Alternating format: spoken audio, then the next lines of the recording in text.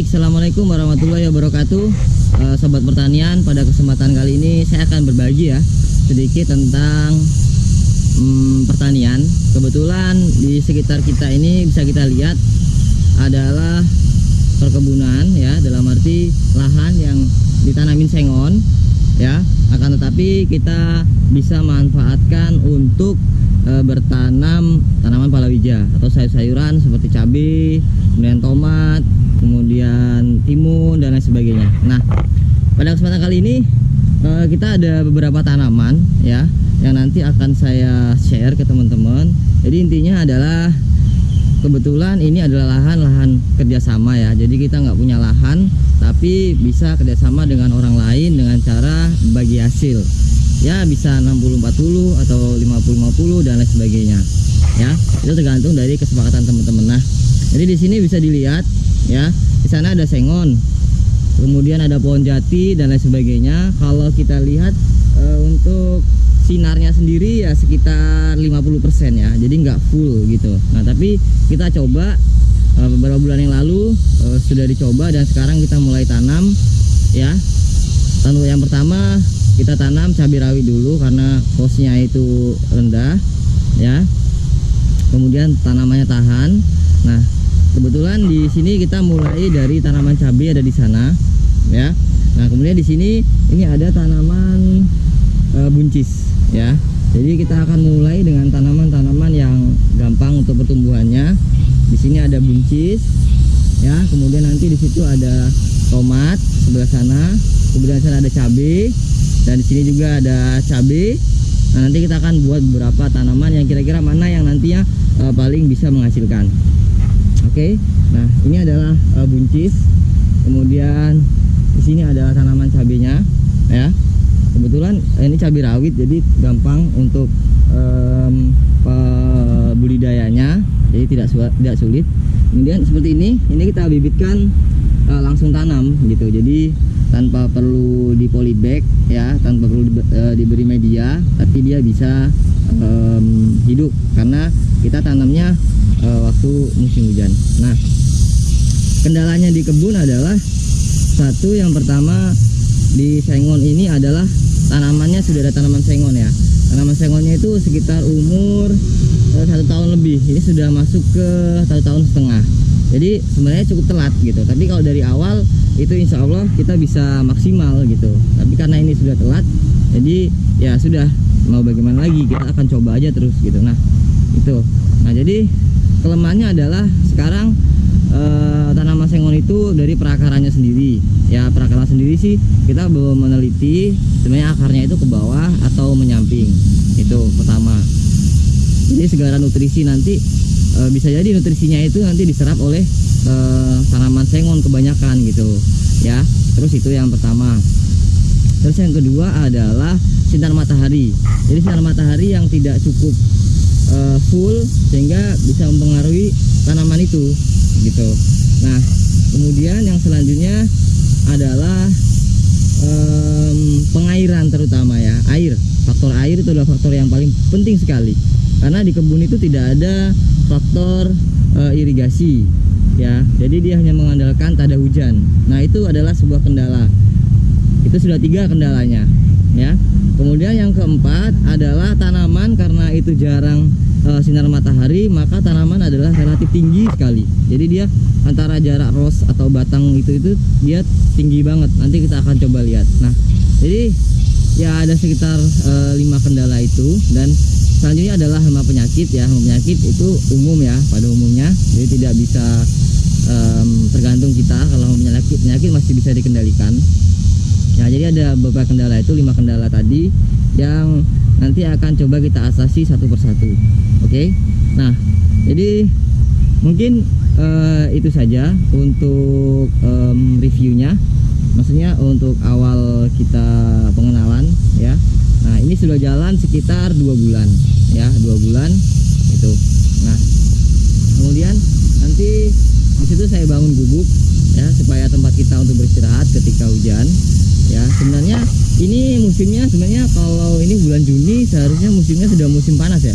Maksudnya jarang hujan, tapi karena mungkin ada faktor X sehingga hujan masih terus banyak gitu, dan alhamdulillah kita masih bisa sempat untuk menanam. Oke. Nah, jadi situ ada tanaman cabai. Nah, selain tanaman sengon, sini juga ternyata ada tanaman tanaman kopi ya, dan pohon-pohon besar itu, sehingga apa ya, menyulitkan kita untuk proses penggulutan dan proses untuk apa ya, penanamannya, jadi terhalang oleh kayu-kayu itu. Karena apa? Karena kebetulan pohon kopinya juga nggak boleh ditebang gitu.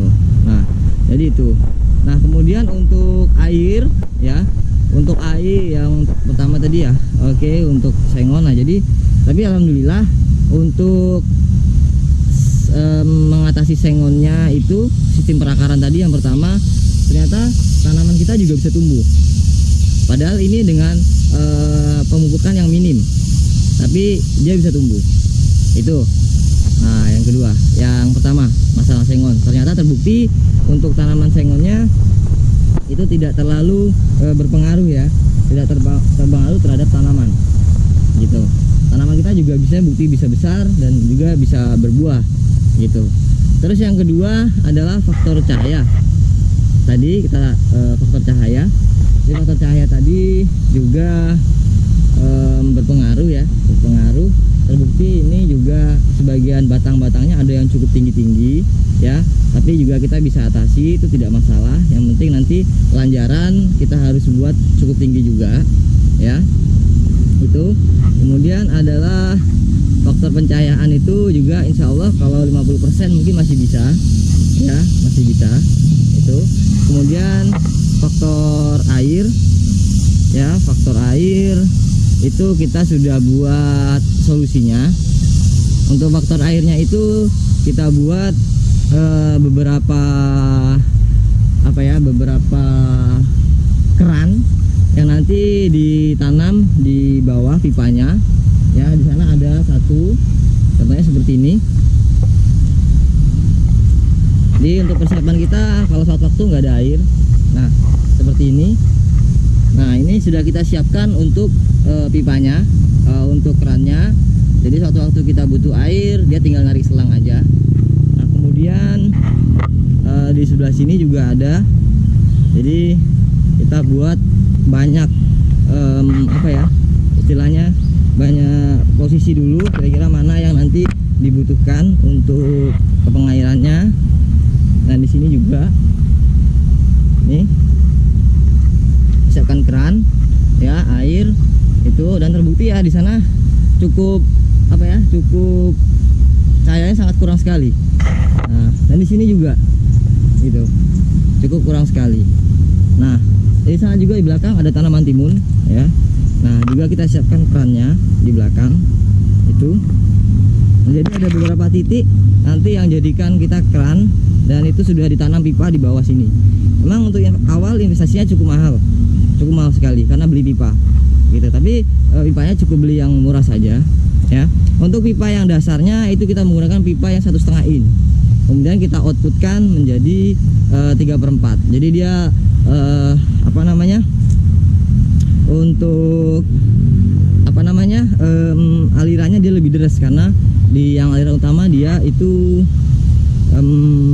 besar, sehingga keluarnya 3/4, sehingga gampang. Nah, itu jadi seperti inilah gambarannya ya. Itu. Nah, saya juga masih rimbun, masih banyak yang belum kita olah. Nah, untuk pengairannya, jadi dari sini ini adalah jalur pipa. Jalur pipa. Kemudian kita kebetulan di sini ada sumur bor ya. Nah, itulah kelebihan kita, ada sumur bor, sehingga kita lebih aman. Dalam itu pengendalian air kita lebih aman. Nah, itu. Terus kemudian juga ada keran. Dan sampai sini nanti kita akan yang cahaya cukup, kita akan tanam tanaman yang punya nilai tinggi. Itu. Nah, ini adalah sumur bornya.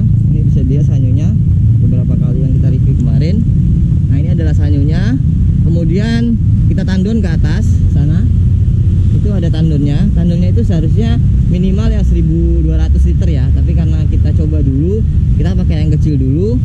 Dan untuk meminimalisir budget, kita buat towernya di sini.